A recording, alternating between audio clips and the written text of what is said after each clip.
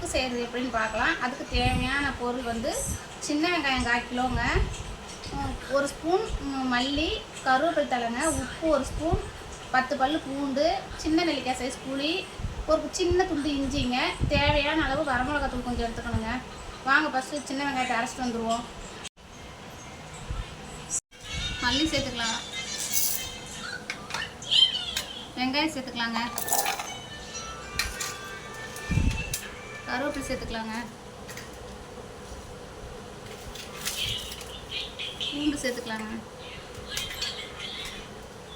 புளி, இஞ்சி,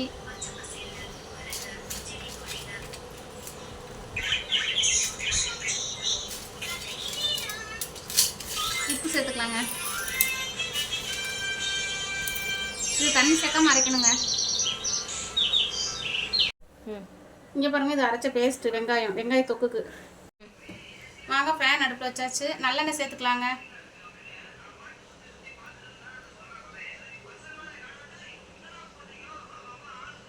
$50 கிராம் சேர்த்துருக்கேங்க.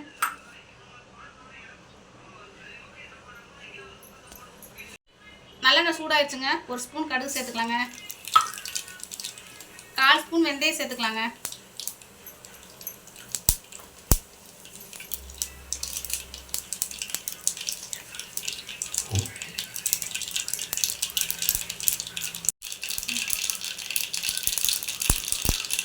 கடுகு எடுத்துச்சுங்க. கருவேப்பிலை சேர்த்துக்கலாம்.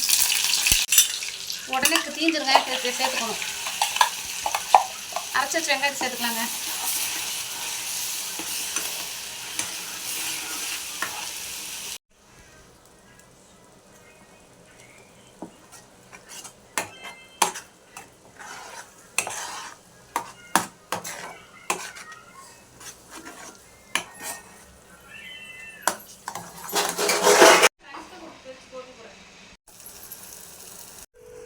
இங்கே பாருங்கள், ஒரு 1/2 மணி நேரம் சிம்மில் வச்சு நல்லா கிளறிக்கிட்டே இருக்கணுங்க. வெங்காயத்தோட வாசனை, பச்சை வாசனைலாம் வெளியே போய் நல்லா டேஸ்ட்டாக தொக்கு ரெடி ஆயிடுச்சுங்க.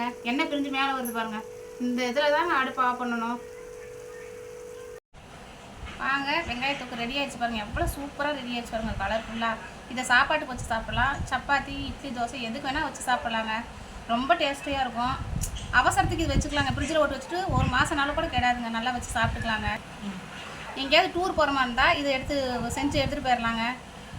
சாப்பாடு வச்சு போட்டு சாப்பிட்டுக்கலாம். ரொம்ப டேஸ்ட்டாக இருக்குங்க. செஞ்சு பாருங்கள் ஒரு தடவை.